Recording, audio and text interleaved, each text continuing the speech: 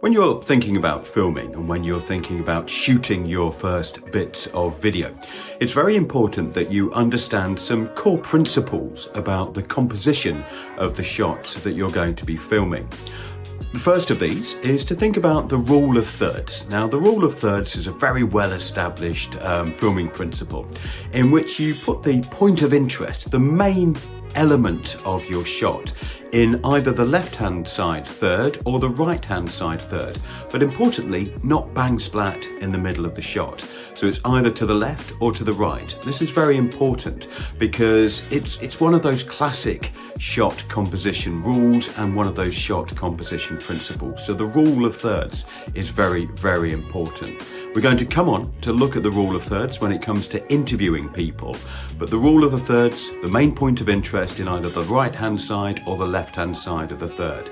And that's why when you're setting up your camera, it's very important to create your grid on your camera interface. The second principle for the rule of thirds is what we call leading lines. And now this can be really great for getting significant depth into your shots. Now, the leading lines could be, for instance, a road, or it could be a railway track, or it could be banisters on a staircase. Essentially what it's doing is it's drawing the audience's attention, it's drawing the viewer's attention to the distance of the shot, being led by those lines which look into perspective, which look right into the depth of the shot.